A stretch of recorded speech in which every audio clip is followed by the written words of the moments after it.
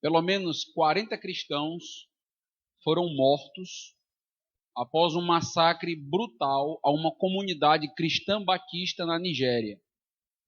Esta foi a notícia que a CPAD News veiculou no último dia 15 de outubro deste mesmo mês que nós estamos. Talvez você não tenha escutado essa notícia em nenhum dos jornais seculares que nós temos. E nós sabemos muito bem por quê. Porque quando os ataques acontecem ao povo de Deus, quando os ataques acontecem aos cristãos, a mídia, de uma maneira miraculosa, silencia. Mas quando os ataques acontecem a grupos ligados aos homossexuais, aos negros, rapidamente você tem aí a mídia denunciando todo o ataque de ódio.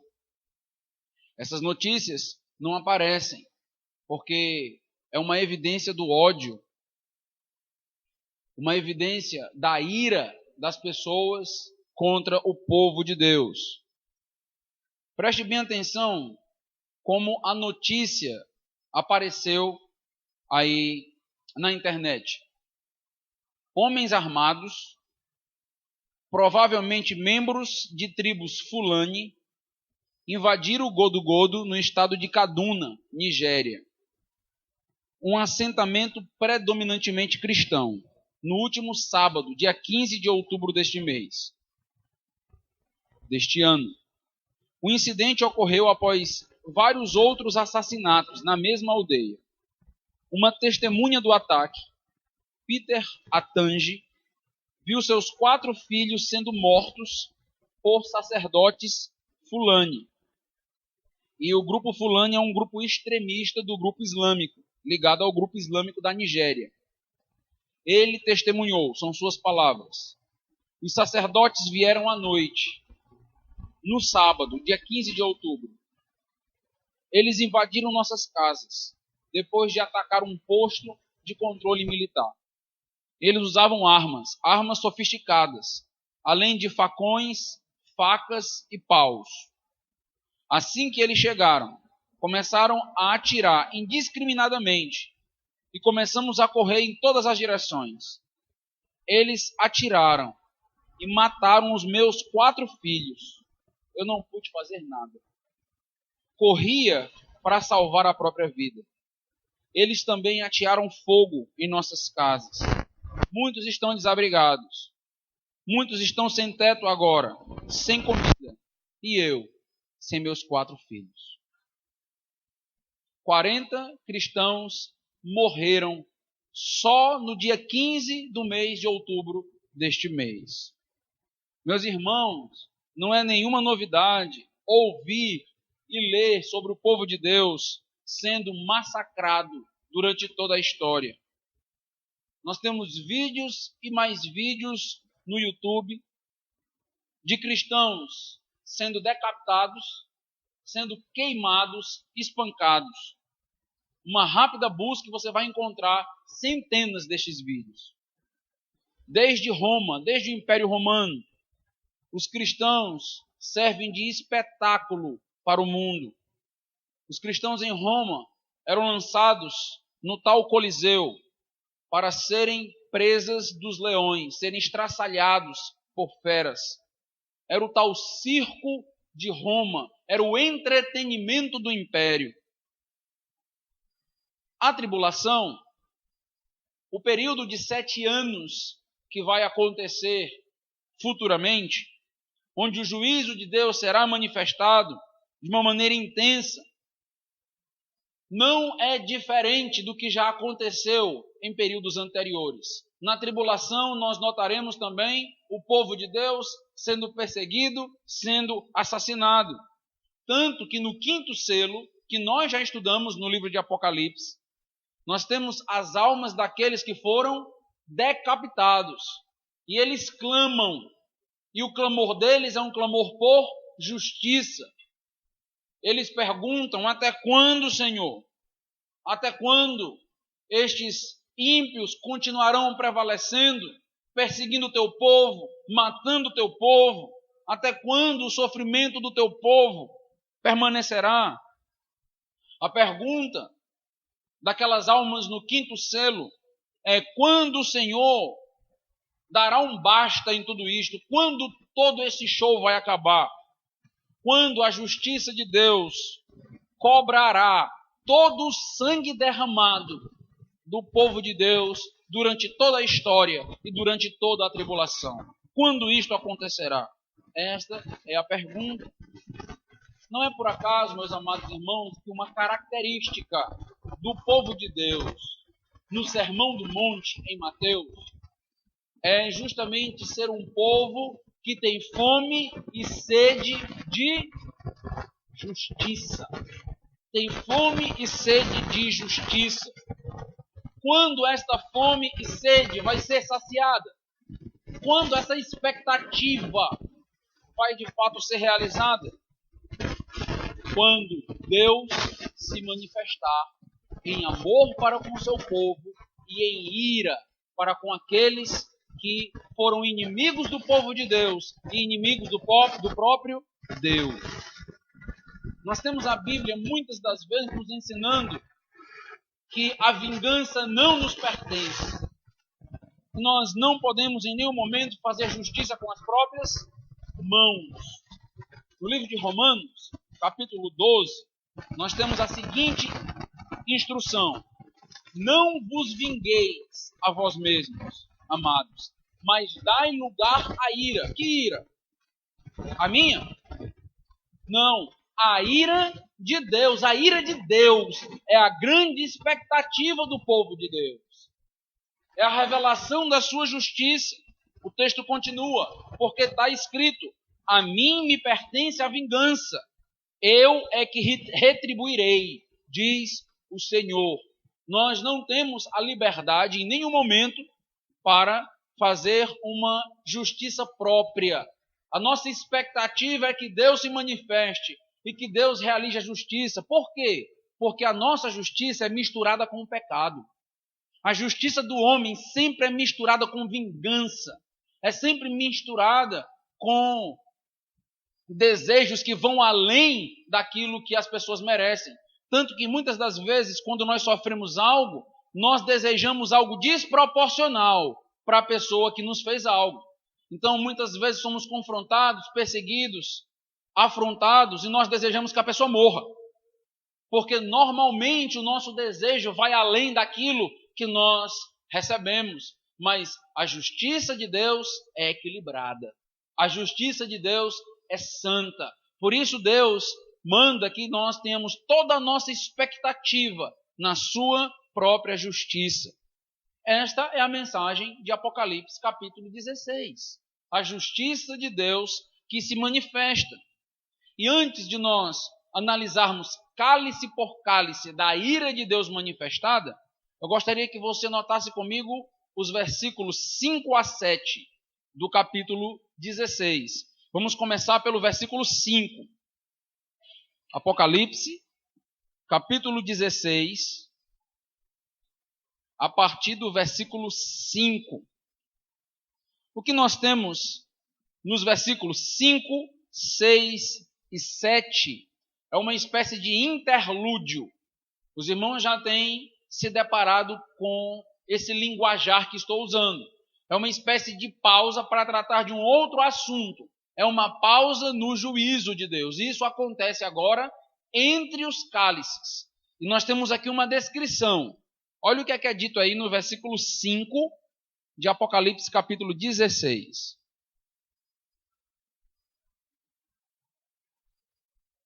Então, ouvi o anjo das águas dizendo: Tu és justo, tu que és e que eras, o santo, pois julgaste estas coisas. Porquanto derramaram sangue de santos e de profetas, também sangue lhes tens dado a beber, são dignos disso. Ouvi do altar que se dizia: certamente, ó Senhor Deus, Todo-Poderoso, verdadeiros e justos são os teus juízos. Primeiramente, nós devemos notar que nós estamos diante de um cântico, e um cântico que já vem se repetindo dentro do livro de Apocalipse. Nós temos um novo tributo, uma nova exaltação a Deus, tributo aos atributos, e neste caso aqui, de maneira bem enfática, a justiça de Deus, a santidade de Deus e a eternidade de Deus.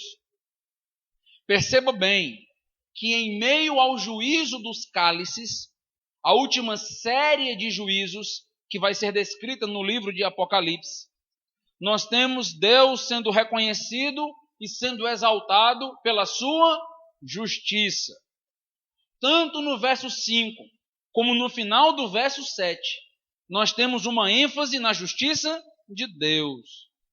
E esta ênfase na exaltação da justiça acontece justamente por conta do juízo. É por conta do juízo de Deus que ele está sendo adorado. É por conta da ira e da cólera de Deus que se manifesta, que ele está recebendo adoração e tributo. O juízo de Deus, mais uma vez, ele é descrito como motivo para a nossa adoração. Isso parece estranho ao evangelho da nossa atualidade. Exaltar a Deus pelo seu juízo, mas é a grande expectativa do povo de Deus, a manifestação da sua justiça. Existem várias passagens só no livro de Apocalipse que exaltam a justiça de Deus. E tudo isto para que você não possa duvidar de que no meio do juízo de Deus, você tem uma ênfase na justiça de Deus, e que nada que Deus faz, e que nenhum juízo, e que a ira manifestada é justa, e ela não é pecaminosa em nenhum momento. Por isso a ênfase que nós temos.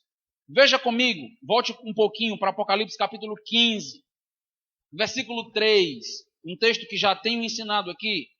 Apocalipse capítulo 15, versículo 3. Note a ênfase em um Deus justo em meio à revelação do juízo. Apocalipse capítulo 15, versículo 3. E entoavam o cântico de Moisés, servo de Deus, e o cântico do Cordeiro, dizendo: grandes e admiráveis são as tuas obras, Senhor Deus Todo-Poderoso. Justos e verdadeiros são os teus caminhos, ó Rei das nações. Versículo 4 agora, do capítulo 15.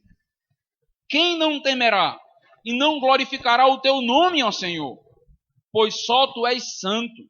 Por isso todas as nações virão e adorarão diante de ti, porque os teus atos de justiça se fizeram manifestos. Prossiga um pouquinho, vá para Apocalipse capítulo 19, o capítulo que fala da vinda do Senhor Jesus. Apocalipse capítulo 19, versículos 1 e 2.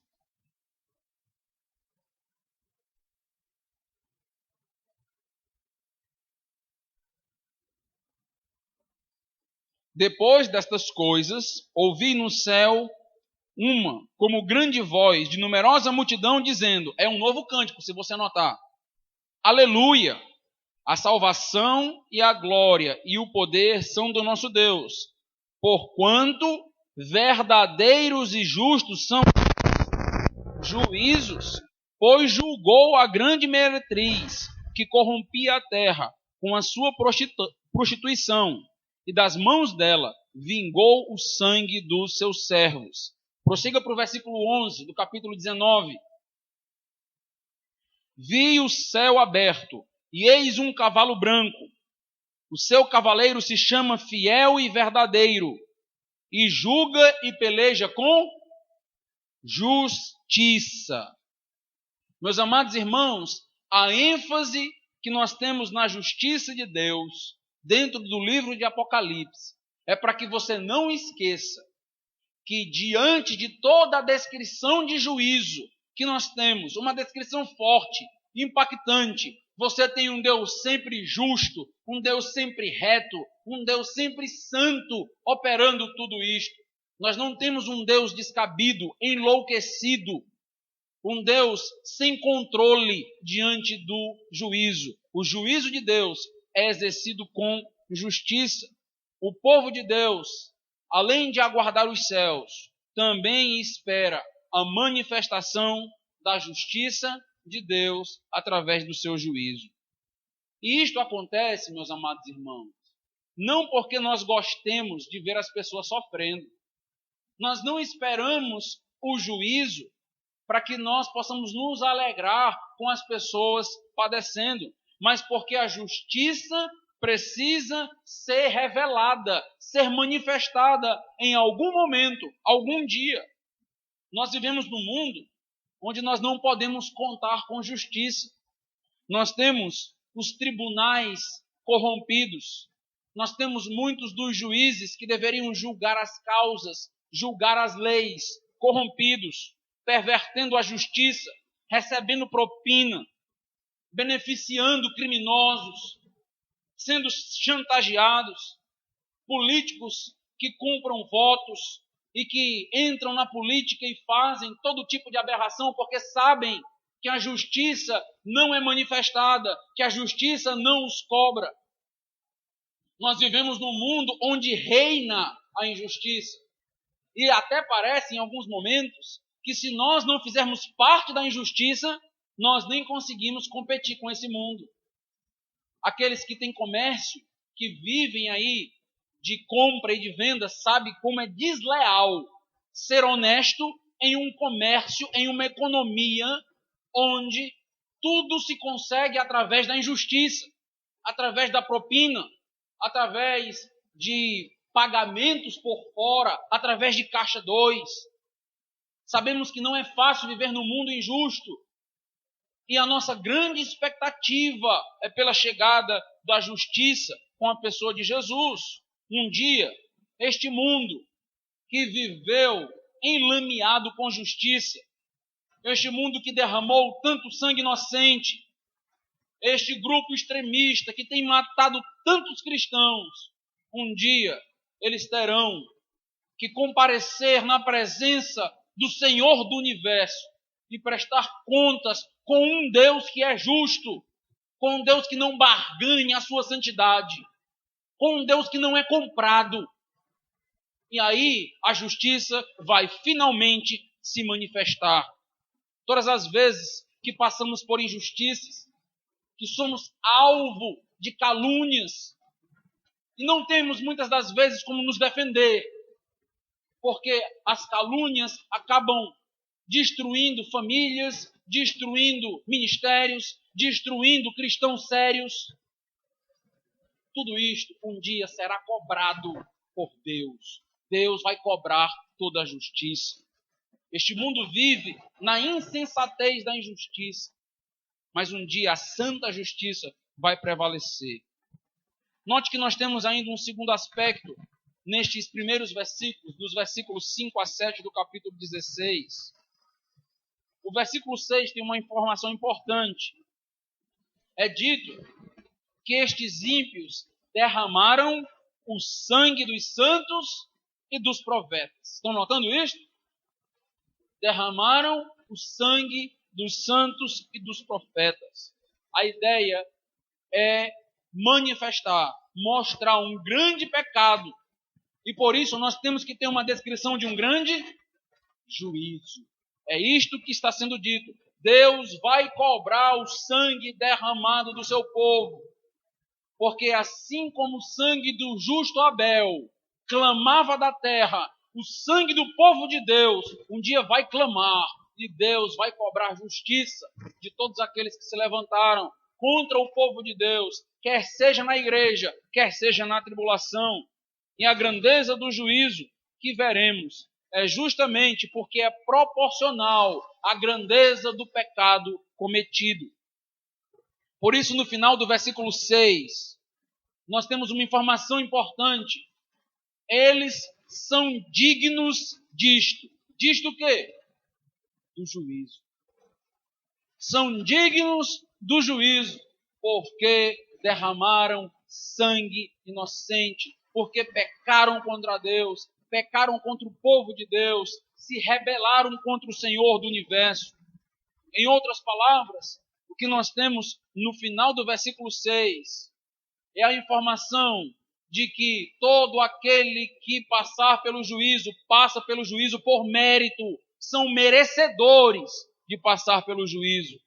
Não estarão recebendo de Deus nada que eles mesmos não plantaram. Eles não vão receber de Deus nem mais, nem menos. O pecado, meus irmãos, quando é plantado, em algum momento ele dá fruto. E o fruto é amargo. Por mais que muitas vezes sejamos enganados, mas o fruto é amargo. Muitas das vezes, e o problema do ser humano é este, é justamente esquecer que as nossas consequências, ou que os nossos atos têm consequências. Esquecemos que um dia os nossos atos serão cobrados. Achamos que Deus vai se esquecer daquilo que nós fizemos, ou vai fazer vista grossa daquilo que a humanidade faz contra ele.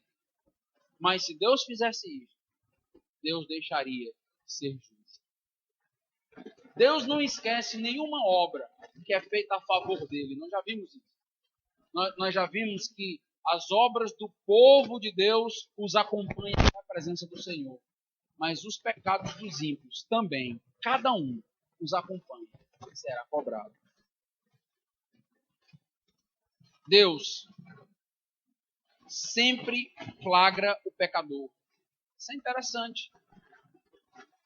Deus sempre vê de primeira mão ou em primeira mão todos os pecados. É por isso que ninguém tem como se justificar diante de Deus. Porque Deus não ouviu falar que você pecou. Deus vê você pecando, porque Ele é onisciente. O que acontece na nossa justiça quando alguém é pego em flagrante? Você se torna indesculpável por aquilo. É exatamente o que acontece com todo pecado. É indesculpável. Por quê? Porque Deus sempre pega em flagrante. Deus, mesmo quando estamos escondidos e achando que ninguém está nos vendo, Deus conhece não só nossas atitudes, mas o nosso coração. Então nenhum pecado escapa aos olhos de Deus. Entendendo que Deus é justo, entendendo que os pecadores são merecedores do seu juízo, e nós não podemos falar do juízo de Deus sem estabelecer essas duas pedras. Nós não podemos falar do juízo de Deus sem, primeiramente, definir o juízo a partir da sua justiça, porque senão nós teremos problemas. Meus amados irmãos, nós precisamos aprender a ler o mundo a partir dos olhos de Deus. Nós precisamos aprender a ler o mundo a partir dos atributos de Deus. É por isso que nada que acontece neste mundo é motivo para que nós venhamos a blasfemar contra Deus. Por quê? Porque nós precisamos sempre lembrar que Deus é justo, santo e amoroso. Estas verdades precisam ocupar o trono do nosso coração, para que nós não venhamos a nos revoltar contra Deus quando nós não entendemos algum fator, alguma circunstância, algum acidente que acontece com todos nós. Deus é justo e os pecadores são merecedores de todo a juízo que vai recair sobre eles. A partir disso, vamos notar agora a descrição do juízo que vai recair, dos 7 cálices. Versículos 1 e 2. Apocalipse, capítulo 16, volta um pouquinho. Versículos 1 e 2.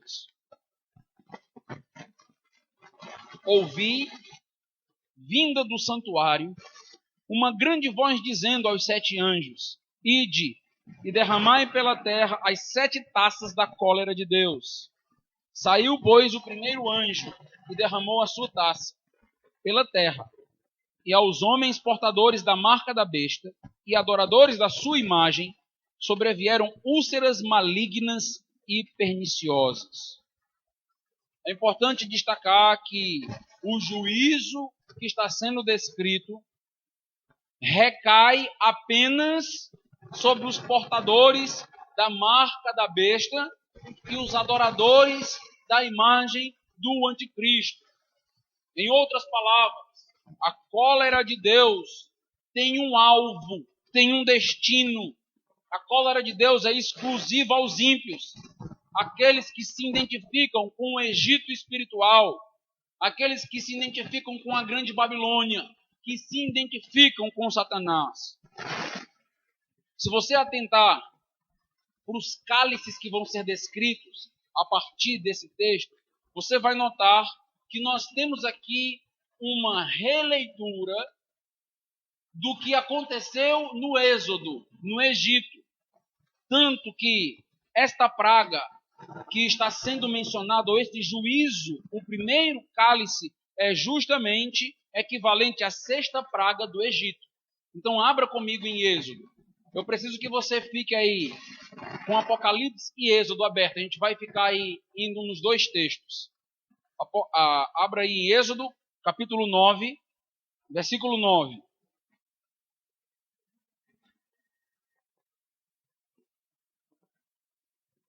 Êxodo 9 e 9. Note que o primeiro cálice equivale à sexta praga do Egito. Ela se tornará em pó miúdo sobre toda a terra do Egito. Êxodo 9 e 9. E se tornará em tumores, que se arrebentem em úlceras nos homens e nos animais, por toda a terra do Egito. Notaram a descrição do cálice? Tumores. Notaram a descrição aqui da sexta praga? Tumores. Tem um outro detalhe importante e interessante que liga Apocalipse ao Êxodo.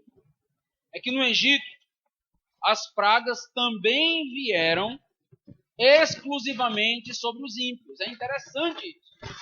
Quando você nota lá em Apocalipse, aquele primeiro juízo vem sobre os que têm a marca da besta e os adoradores da imagem. Notem Êxodo, Êxodo 8, versículo 22. Livro de Êxodo, capítulo 8, versículo 22. Naquele dia, separarei a terra de Gósen, em que habita o meu povo, para que nela não haja enxame de moscas. E saibas que eu sou o Senhor no meio desta terra. Farei distinção entre o meu povo e o teu povo. Amanhã se dará este sinal. Interessante esse texto. Distinção entre o meu povo e o teu povo. O que o texto está dizendo é que o povo do Egito não era povo de Deus. Era povo de Faraó. E recai sobre eles, assim como na tribulação, aqueles que têm a marca da besta, não é povo de Deus, é povo da besta, porque a marca é um identificador de senhorio, marca justamente quem é o meu Senhor, identifica quem é o meu Senhor. Então nós temos aí esse texto evidenciando que tanto as pragas quanto o juízo recai sobre os ímpios. Avance um pouquinho para Êxodo 9, capítulo 9, versículo 4. Nota como há uma repetição, há uma ênfase no juízo recaindo apenas sobre os ímpios. Êxodo capítulo 9, versículo 4. E o Senhor fará distinção entre os rebanhos de Israel e o rebanho do Egito, para que nada morra de tudo que pertence aos filhos de Israel. A praga caiu sobre o povo do Egito. Veja o versículo 26, ainda do capítulo 9. Nota a ênfase que vai sendo dada aqui no texto. Êxodo capítulo 9, versículo 26. Somente na terra de Gósen, onde estavam os filhos de Israel, não havia chuva de pedras. Estão percebendo que a descrição de Apocalipse é basicamente uma releitura do que aconteceu em Êxodo. É exatamente a manifestação da ira de Deus que já aconteceu em Êxodo, mas agora em Apocalipse vai acontecer em uma progressão muito maior. As pragas foram juízos de Deus, que apontam para o juízo de Deus final, no final da tribulação. Em Êxodo, apenas o Egito é atingido, mas na tribulação, o juízo agora é de âmbito global. Vai atingir todos os ímpios. Todos estarão agora debaixo do juízo de Deus. Ou seja, as 10 pragas do Egito apontavam para algo muito maior do que aquelas 10 pragas que aconteceram ali com o Egito. O juízo de Deus no Egito é um micro-juízo, é um pequeno juízo que deve apontar, que deve nos levar para um macro-juízo, para um juízo grande que vai acontecer na tribulação. Agora imagine por um momento, na tribulação, corpos cheios de tumores, cheios de feridas, deixando todo o corpo das pessoas em carne viva. Todo o corpo da pessoa inflamado. Consegue imaginar isso? Este é o primeiro cálice. E este cálice atinge o ser humano em 2 áreas importantes. Só para que você possa entender a ligação com o Egito, cada praga do Egito atingia a um deus egípcio. A primeira praga do Nilo atingia justamente o deus Nilo. Então, aqueles ídolos, aqueles falsos deuses, estão perdendo sua força diante das pragas que Deus está trazendo sobre o Egito. Da mesma maneira, Deus vai acabando com os deuses contemporâneos, vai acabar com os deuses da tribulação, onde as pessoas fazem tudo por saúde e por beleza. Não estou dizendo que cuidar da saúde é ruim. Eu estou afirmando que muitas das vezes a saúde acaba ocupando o centro da nossa vida, das nossas atenções, a ponto de nem estarmos dispostos a sofrer e pagar o preço no corpo por causa de Deus. Deus vai atingir a saúde das pessoas. Deus vai atingir a estética das pessoas. No mundo hedonista, no mundo onde as pessoas amam os prazeres, as satisfações, no mundo narcisista, onde as pessoas adoram serem admiradas, serem vistas, ninguém na tribulação vai fazer uma selfie para colocar no Facebook. Ninguém, porque todo mundo vai estar horrível. Todo mundo completamente destruído. Sabe aqueles rostinhos bonitos, aqueles corpos estruturais, admiráveis, que a mídia tanto exalta? Todos os ímpios estarão com o seu corpo completamente estragado por conta do primeiro cálice de Deus. Assim como as pragas do Egito, o juízo de Deus vai se manifestar de uma maneira grandiosa. Nós temos ainda um segundo e terceiro cálice. Veja os versículos 3 e 4.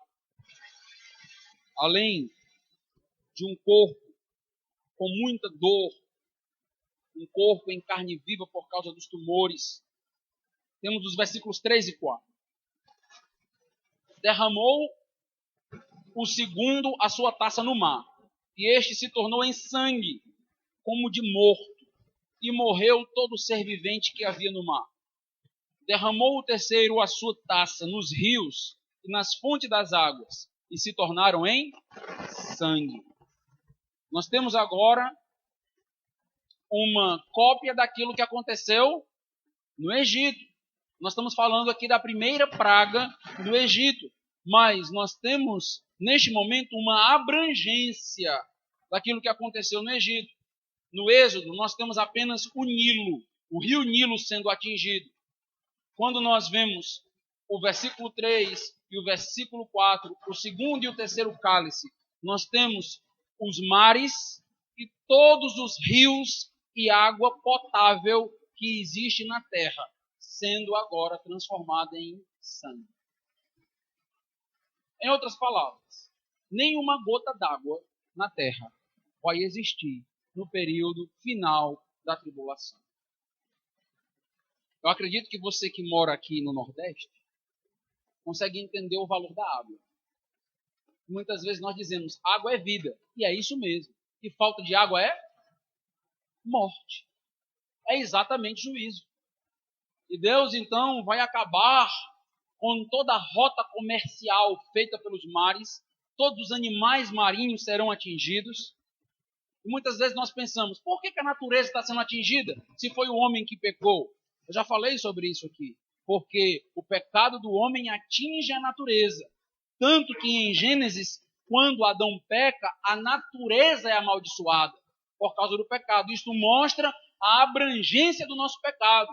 Que o nosso pecado não nos atinge somente, mas atinge muito mais do que nós imaginamos. As pessoas que estão ao nosso redor e até mesmo a natureza. É por isso que Apocalipse 8 vai dizer que a natureza geme, esperando então também o momento final da vinda do Senhor.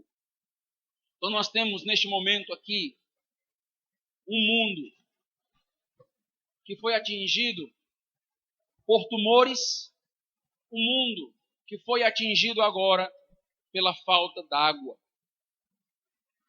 Então nós estamos falando aqui da maior seca que já se falou em toda a terra. Muitas das vezes quando falamos de seca, nós lembramos da seca do 15. E aqueles que já leram sobre isso, ou viveram nessa época, lembram de como foi terrível. Eu já li um pouco sobre a seca do 15, 1915. Nem se compara com o que nós estamos dizendo aqui.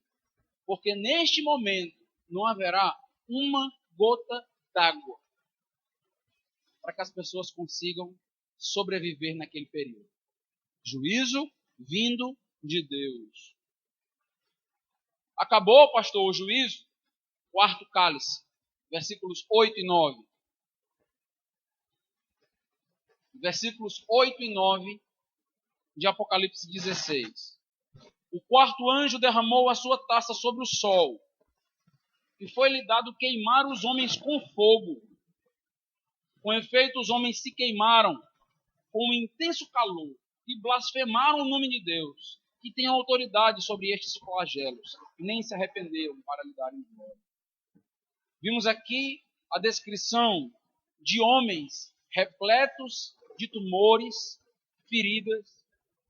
Vimos uma terra sem água potável, mas pior do que não ter água é não ter água no calor intenso. Então, o que nós estamos vendo João descrever é que por um momento nós teremos o sol queimando as pessoas como nunca se viu antes. Nós já vivemos a ameaça do câncer de pele o tempo todo. O tempo todo as pessoas estão aí usando agora protetor solar, justamente para que possa evitar o câncer. Mas não será apenas o câncer, o fruto do sol naquele período. As pessoas serão queimadas vivas pelo calor do sol. Consegue entender o que é isso? Consegue entender a grandeza disso? Tochas humanas no mundo, o sol queimando as pessoas por conta do seu pecado. Não esqueça que nós já vimos que as pessoas são dignas disto e que Deus é justo diante de toda esta descrição. Esse texto que fala a respeito do sol queimando as pessoas, do fogo descendo sobre as pessoas, também é um apontamento para Êxodo. Êxodo capítulo 9, 24, fala também de fogo descendo do céu. Êxodo 9, 24, note lá, nas pragas. Êxodo 9, 24. De maneira que havia chuva de pedras e fogo misturado com a chuva de pedras. O juízo de Deus, já nas pragas do Êxodo, foi manifestado com fogo caindo do céu e queimando e devastando tudo. É o que vai acontecer justamente na tribulação. As pessoas serão queimadas naquele período por conta do seu pecado. Acabou? Quinto selo, versículo 10. Quinto cálice, melhor dizendo. Falei do selo no começo e fiquei com o quinto na cabeça, né? Agora é o quinto cálice. Derramou o quinto a sua taça sobre o trono da besta, cujo reino se tornou em trevas, e os homens remordiam a língua por causa da dor que sentiam. Nós temos mais uma vez o juízo remontando uma praga do Egito. Se você lembra, nós estamos falando da nona praga. A praga aparece em Êxodo capítulo 10, versículo 21. Diz o seguinte, Êxodo 10, 21. Então disse o Senhor a Moisés: estende a mão para o céu, e virão trevas sobre a terra do Egito, trevas que se possam apalpar. O que isso significa? Nem um feixe de luz sobre a terra. Nós temos um intensificador em Apocalipse, porque além de plenas trevas, trevas completas, as pessoas estarão com grande dor. Eu não sei qual foi a maior dor que você já sentiu na vida. Alguns dizem que é a dor da gravidez. Eu nunca vou saber. Mas as mulheres dizem. Outros dizem que uma dor comparável é pedras nos rins. Uma dor forte, grandiosa. A descrição que está sendo feita aqui é que naquele momento, naquele período, as pessoas vão morder a língua de tanta dor que vão estar sofrendo naquele período. E é interessante morder a língua, porque usaram a língua para blasfemar de Deus. Usaram a língua justamente para se levantar contra Deus. E vão ter que morder a língua de dor, porque com Deus não se brinca, de Deus não se zomba. E as pessoas naquele período vão estar padecendo por conta dos seus pecados. Veja comigo a sexta e a sétima praga. Versículos 12 a 14. A sexta praga. Derramou o sexto a sua taça sobre o grande rio Eufrates, cujas águas secaram, para que se preparasse o caminho dos reis, que vem do lado do nascimento do sol. Então vi sair da boca do dragão, da boca da peste e da boca do falso profeta 3 espíritos imundos, semelhantes a rãs. Lembra que rã também é uma praga do Egito. E também dentro de Israel é um animal impuro. E nós temos então as rãs aparecendo aqui. Versículo 14. Porque eles são espíritos de demônios, operadores de sinais, e se dirigem aos reis do mundo inteiro, com o fim de ajuntá-los para a peleja do grande dia do Deus Todo-Poderoso. Vamos entender um pouco aqui o que está acontecendo. Nesse versículo, logo no primeiro, no versículo 12, nós temos a citação do rio Eufrates. E o que acontece com esse rio? Por que o rio Eufrates é citado? Qual o efeito que é descrito neste rio? Se vocês notarem, o rio Eufrates tem suas águas sendo retiradas. É dito que o grande rio Eufrates, cujas águas secaram. Notaram isso? Isso te lembra alguma coisa? Te lembra algum rio, algum mar, onde as águas secaram? Justamente no Êxodo, o Mar Vermelho. Você tem o Mar Vermelho justamente secando. E aqui o rio Eufrates também seca. Você tem aqui, mais uma vez, um apontamento para o Êxodo. Mas agora tem algumas implicações importantes que precisam ser entendidas. O Mar Vermelho, no Êxodo, ele tem pelo menos 2 implicações. Ele aponta para o livramento do povo de Israel, mas ele aponta também para o julgamento do Egito. No caso de Apocalipse, os reis estão caminhando pelo Eufrates. O Eufrates secou. Eles estão passando pelo Eufrates para a destruição.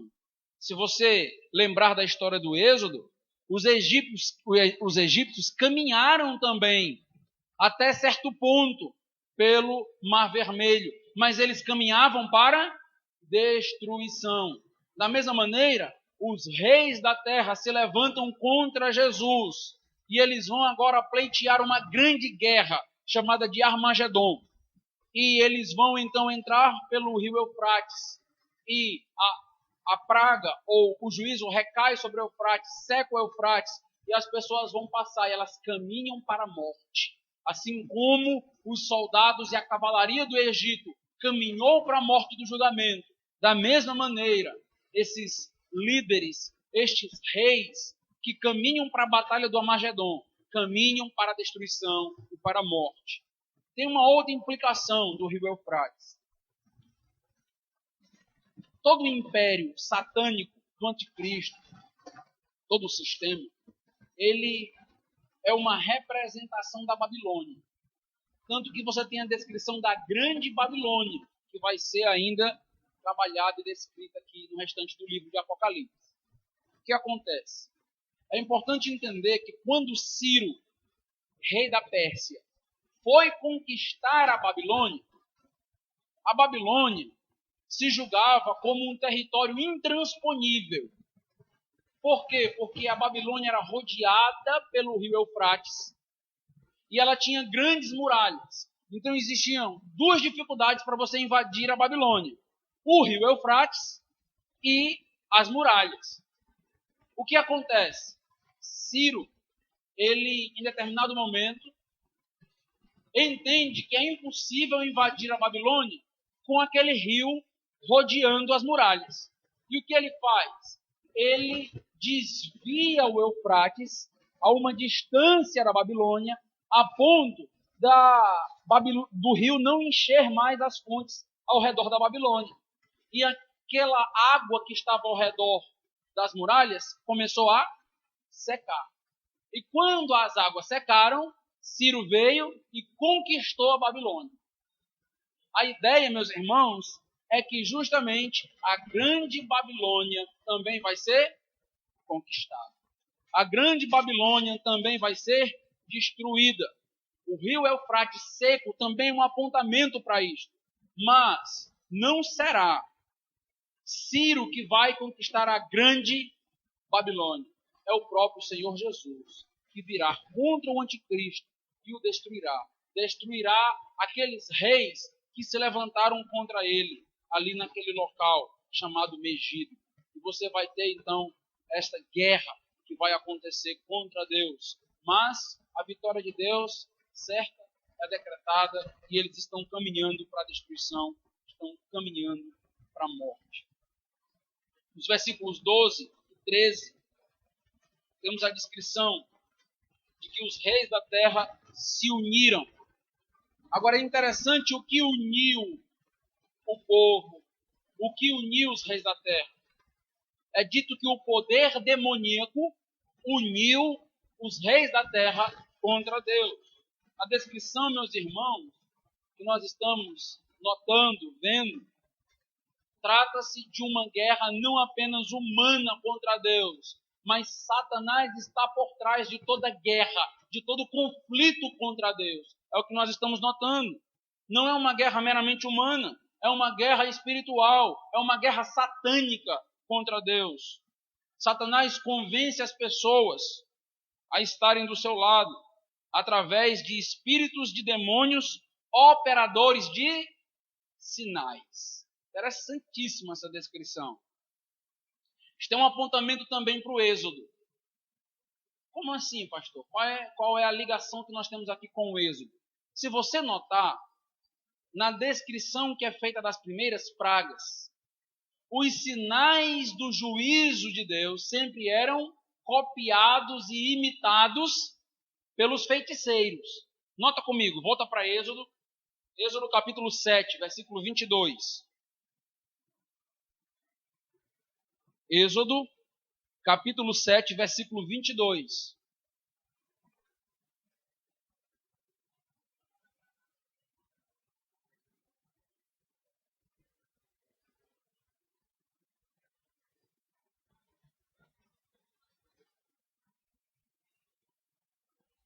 Porém, os magos do Egito fizeram também o mesmo com as suas ciências ocultas, de maneira que o coração de Faraó se endureceu e não os ouviu, como o Senhor tinha dito.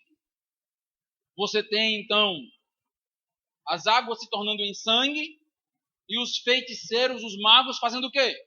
O mesmo sinal. Você nota, então, a imitação que é feita aqui daquilo que Deus está realizando, os sinais, os prodígios. Nota comigo, capítulo 8, versículo 7, de Êxodo 8, 7. Nota como esta informação vai se repetindo também. Então os magos fizeram o mesmo com as suas ciências ocultas e fizeram aparecer rãs sobre a terra do Egito. Magos, feiticeiros, fazendo sinais? Sim ou não? Sim. Tanto no Egito quanto na tribulação. Avança um pouquinho aí. Vai para o versículo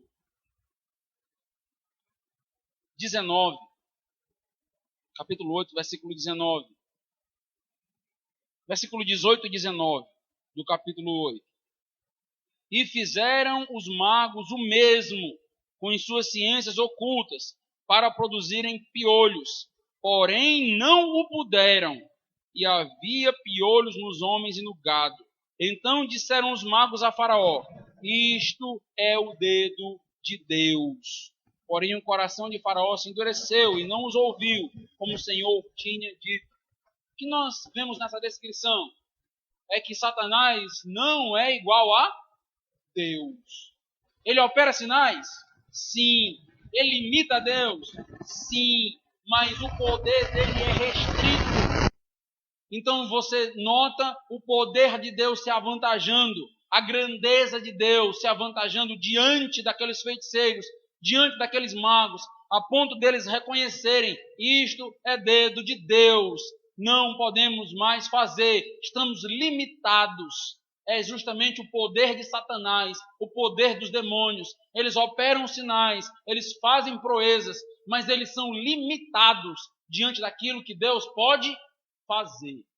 Meus amados irmãos, eu já disse isso várias vezes para vocês, que a religião, ela engana muita gente por conta de sinais e prodígios.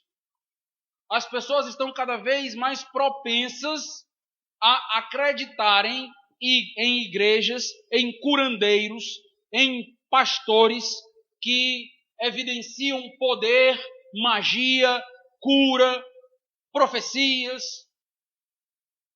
Eu já tenho ensinado para os amados irmãos que Satanás engana muita gente, ilude muita gente com sinais e prodígios. Se a tua base de fé for experiências, sinais e prodígios, você vai ser enganado por Satanás, mais cedo ou mais tarde. Pode esperar. O que está sendo dito aqui é que os reis da terra estão sendo enganados pelos demônios. E o que eles estão fazendo na tribulação? Sinais.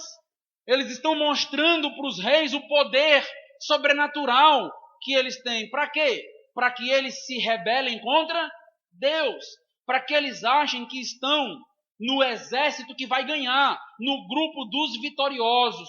E aí um grande exército é arrebanhado para poder lutar agora no exército que está na contramão de Deus. Temos que ter muito cuidado com toda essa leva religiosa que está na nossa época. Muito cuidado. A base da verdade, o que de fato efetiva uma verdade, é vida piedosa. O que de fato evidencia a verdade é fidelidade à palavra de Deus. E não meramente sinais e prodígios que feiticeiros, que magos do Egito faziam. Macumbeiros fazem. E muitas das vezes enganam o povo de Deus. Muitas das vezes as pessoas ficam maravilhadas com esse tipo de coisa. Meus amados irmãos, a nossa base de verdade é a Bíblia. é fidelidade a Deus, a sua palavra. Não podemos ser enganados por sinais que o próprio Satanás opera.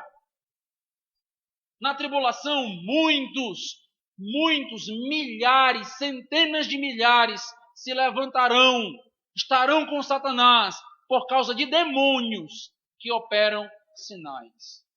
Não se engane, esteja baseado na palavra, conheça a Bíblia, para que você não seja enganado por ninguém que se levante, independente do poder que evidencie, porque Satanás também copia os sinais e obras que Deus realiza. É o que nós estamos notando aqui no Apocalipse.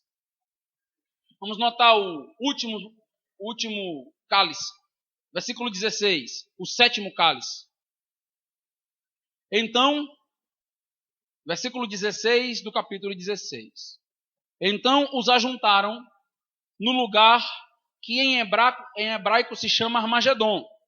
Então derramou o 7º anjo a sua taça pelo ar.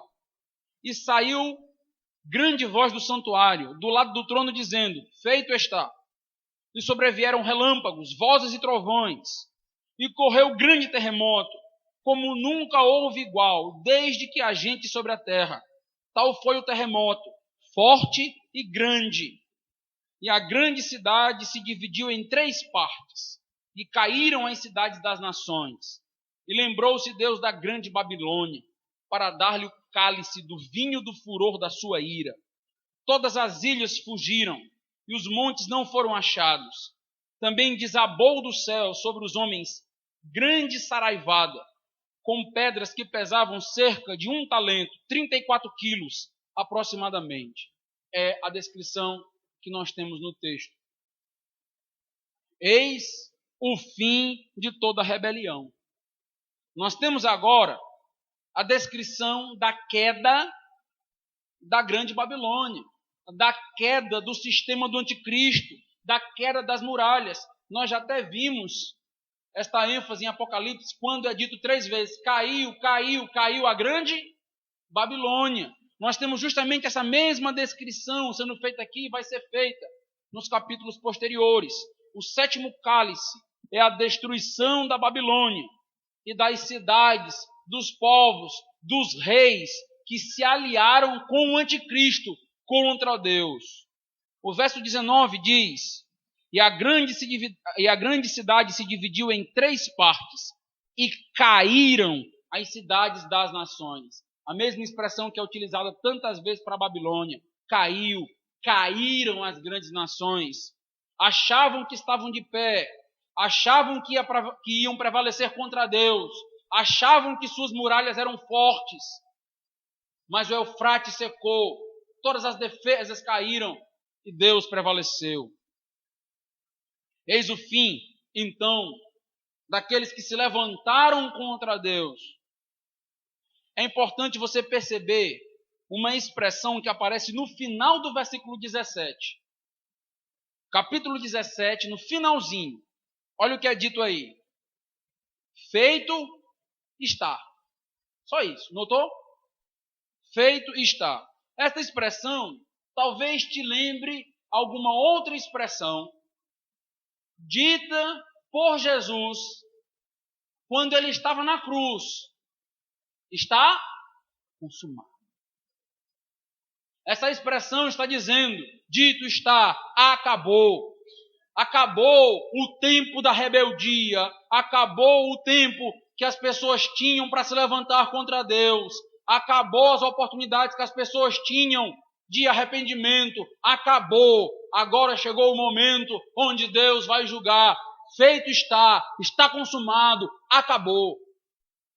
Isso mostra que tudo tem seu tempo. Isto mostra que Deus não vai aturar eternamente essa injustiça, essa maldade que tem reinado neste mundo. Vai chegar o momento onde o juízo de Deus vai recair e ele vai dizer: feito está, acabou. Não tem mais espaço para o mal, não tem mais espaço para o pecado, acabou. Deus vai limitar, Deus vai acabar com toda a oportunidade que as pessoas tinham de glorificá-lo e faziam o contrário. Feito está. A rebelião dos homens pecadores chegou no seu limite. Os inimigos finalmente receberam aquilo que eles mereciam. Foram derrotados, foram destruídos na batalha. Cristo vem, destrói, mata todos. E eles vão pagar eternamente no inferno. Nós vamos notar o restante da descrição, capítulo 17, capítulo 18 e o capítulo 19 na volta de Jesus. O capítulo 17 e o capítulo 18 é a descrição da grande Babilônia. Nós vamos notar justamente porque o juízo de Deus é justo. Porque o capítulo 17 e o capítulo 18 é um detalhe, uma lista dos pecados da grande Babilônia. É justamente porque a grande Babilônia precisa ser julgada. E porque Deus não é injusto em julgá-los. Por quê? Porque nós vamos notar uma grande criatividade e variedade de pecados no mundo. E Deus então vem e derruba, destrói a grande Babilônia. E eles recebem aquilo que é digno, recebem aquilo que é merecido. Deus dá a eles toda a sua justiça. Antes de encerrar, antes de deixarmos aí a deixa para o capítulo 17 e 18, eu quero encerrar com 2 destaques e trazer 2 apontamentos ou 2 aplicações finais. Uma para a igreja, uma para aqueles que já entregaram sua vida ao Senhor Jesus, e outras para aqueles que continuam lutando contra Deus, continuam com o coração endurecidos, continuam em rebeldia contra Deus, achando que pode viver em autonomia em relação a Deus. É importante notar que eu pulei alguns versículos. Na descrição do capítulo 16, se você está comigo, atento até o final, você notou que alguns versículos eu salteei, eu não mencionei. E tem um versículo para nós, para a igreja, versículo 15. Apocalipse 16, versículo 15. Eis que venho como vem o ladrão. Bem-aventurado aquele que vigia e guarda as suas vestes, para que não ande nu e não se veja a sua vergonha. Esse texto aqui, ele é o texto que está trazendo um alerta para a vigilância para o povo que está na tribulação. A igreja já foi arrebatada. Mas nós vemos uma linguagem muito parecida para o povo da igreja. Quantas das vezes no Novo Testamento é dito que a igreja deve vigiar, deve estar alerta para a volta do Senhor Jesus. Aqui nós temos também este apontamento para o povo da tribulação. Algumas igrejas, há anos atrás, chegaram ao ponto de ensinar que o versículo 15 do capítulo 16 de Apocalipse ensina que nem mesmo podemos tomar banho sem roupa, por causa da volta de Jesus. Por incrível que pareça, isto foi divulgado e ensinado, e até hoje tem pessoas que acreditam nisso. E que na relação sexual não tira a roupa completamente. Porque Cristo pode voltar. E se ele me achar despido? O texto diz, para que não ande nu e ele não veja a sua vergonha. Meus irmãos, quem interpreta esse texto assim, tem que se converter. Não entendeu Bíblia, nada, não entendeu nada de Bíblia. Não sabe o que é Bíblia. Porque não está conseguindo perceber o mais básico da interpretação. E muitas das vezes, o que acontece? Algumas pessoas se levantam com interpretações mirabolantes nos textos, e alguns irmãos mais simples acabam aderindo às ideias dos doutores do Evangelho, que na realidade não sabem nem o próprio nome. Nudez na Bíblia aponta para algo além de se despir de roupas. Nudez na Bíblia é um conceito teológico. E muitas das vezes não se percebe, não se entende isso. É importante notar, por exemplo, que antes do pecado, quando a gente vai para Gênesis, Adão e Eva, é dito que eles estavam nus e não se envergonhavam. Eles estavam ali nus, literalmente, era fisicamente mesmo. Mas não havia vergonha naquilo. A partir da queda, a partir do pecado, a nudez passou a ser usada na Bíblia como símbolo de pecado. Isso é muito importante de entender. Tanto que, quando Adão e Eva, eles caem no pecado, que não foi pecado sexual, deixa só aqui para deixar essa ênfase. Quando eles caíram no pecado, o que acontece? Eles providenciam roupas para eles. Notaram isso? Então veja lá, abra em Gênesis 3 e 7. Só para que você note alguns detalhes. Gênesis 3 e 7. Vamos entender aí Gênesis, porque se você está estudando Apocalipse, tem que entender Gênesis. Gênesis 3, 7. Abriram-se então os olhos de ambos e, percebendo que estavam nus, coseram folhas de figueiras e fizeram cintas para si. O que foi que eles fizeram? Cobriram a sua nudez. Não é isso que está escrito aqui? Ok. Então eles estavam agora vestidos. O problema deveria estar resolvido. Não estavam mais nus. Mas o que acontece? Quando você continua na descrição, você vai notar que no versículo 21 do capítulo 3 de Gênesis, olha aí, capítulo 3, versículo 21, olha o que é dito. Fez o Senhor Deus vestimentas de peles para Adão e sua mulher, e os vestiu. Por quê? Porque Deus fez vestimentas de peles para aqueles que já estavam vestidos. Será que é porque a pele é mais quentinha? E os bichinhos estavam com frio? Lógico que não. Tem um apontamento teológico aqui. O que é? Houve derramamento de sangue para que existisse pele. Então você tem aqui de uma maneira bem embrionária uma demonstração ou um apontamento de que só cobre pecado com morte, com sangue. Então, aquelas folhas não cobriam o pecado, não podiam cobrir a vergonha. O homem tentou cobrir os seus próprios pecados, mas ele não consegue. É Deus que tem que providenciar. É um apontamento para o Cordeiro, é um apontamento para Cristo. É Cristo que cobre os nossos pecados. É Cristo que alveja a nossa roupa branca com o seu sangue. É uma providência de Cristo. Então a nudez aponta para pecado e o homem não consegue cobrir a sua nudez. Então nós temos aqui o primeiro apontamento para a providência de Deus para cobrir o pecado do homem.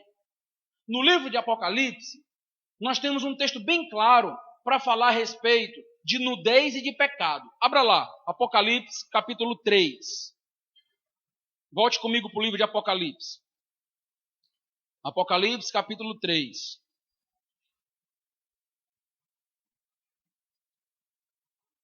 Para você entender aqui esses conceitos e não ser enganado aí pela questão das roupas e da nudez. Capítulo 3, versículo 18. Aconselho-te que de mim compres ouro refinado pelo fogo para te enriqueceres, vestiduras brancas para te vestires. Como assim? O povo andava nu? Não. Vestidura branca aponta para quê? Para a pureza moral, para a santidade. É isso que significa cobrir a nudez. Olha a continuação do texto. A fim de que não seja manifesta a vergonha da tua nudez. O que cobre a vergonha da nudez do homem é a vestidura branca alvejada pelo sangue do Cordeiro. Então nós temos aqui que é o próprio Cristo que providencia essa vestimenta para nós. E é este o apontamento da nudez que nós temos no texto de Apocalipse, versículo 15. Por que eu expliquei tudo isso para vocês?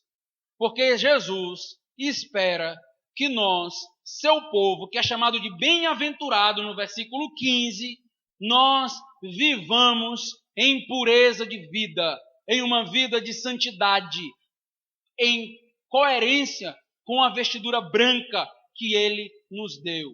Meus amados irmãos, nós não podemos ser crentes, esperar a volta do Senhor Jesus e viver de qualquer maneira, de qualquer jeito.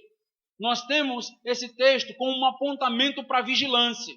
Vigilância para o povo da tribulação, mas que também acaba falando para nós, porque tem vários outros textos na Bíblia que afirmam que nós devemos viver em vigilância. Então nós não podemos, meus amados irmãos, esperar o nosso Senhor Jesus Cristo com as mãos contaminadas de pecado. Nós não podemos esperar o nosso Jesus Cristo vivendo diariamente na mentira, mentindo. Nós não podemos esperar o nosso Senhor Jesus Cristo com a boca cheia de palavrão. Nós não podemos esperar o nosso Jesus Cristo com pornografia na nossa frente, com adultério, com o coração cheio de rancor, de ira. Não podemos. Somos povo de Deus, vestiduras brancas. Precisamos vigiar, cuidar da nossa santidade. Não podemos ser povo de Deus, entendendo que Cristo vem nos buscar e estarmos maculando a noiva de Cristo, que é a igreja do Senhor, que somos nós. Isto é muito sério, meus irmãos.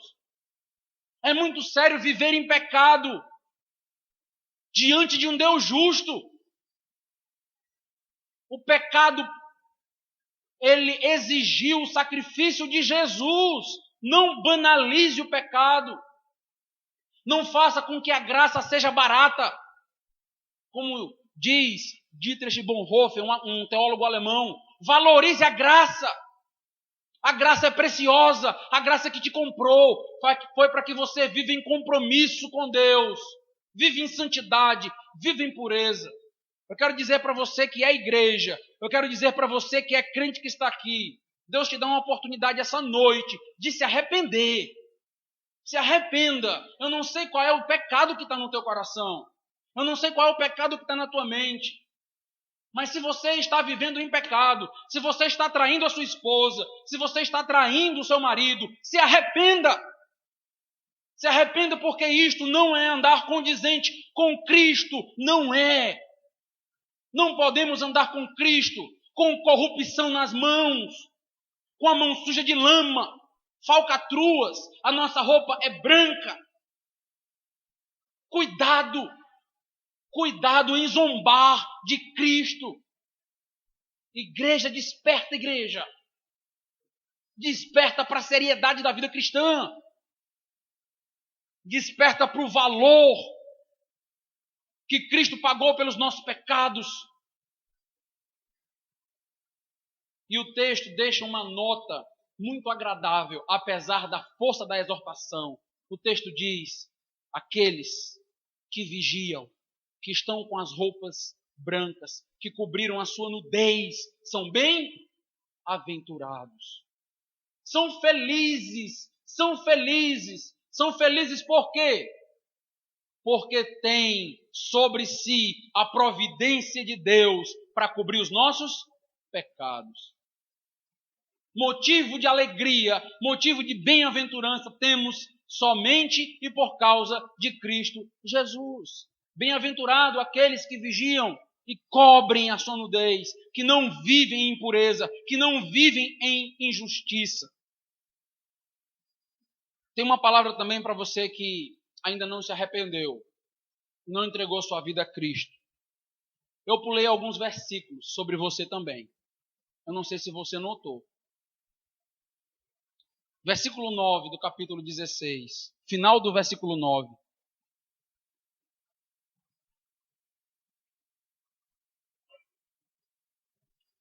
Final do versículo 9. E não se arrependeram para lhe darem glória. O juízo de Deus recaindo sobre os ímpios. E o que o texto nos diz? Eles, mesmo assim, não se arrependeram, não glorificaram a Deus. Nota que esse tom vai se repetindo. Veja o versículo 11, o que é dito? Versículo 11 do capítulo 16. E blasfemaram o Deus do céu por causa das angústias e das úlceras que sofriam, e não se arrependeram de suas obras. Nota o versículo 21, final do versículo 21. Nota quantas vezes se repete a mesma notícia. Versículo 21. Os homens, finalzinho do versículo, os homens blasfemaram de Deus, porquanto seu flagelo era sobremodo grande. O que significa blasfemar? Blasfemar significa falar mal. Não valorizar aquilo que de fato é real, é verdadeiro. Pode ser de blasfêmia. Porque o Senhor é justo. Porque o Senhor é santo.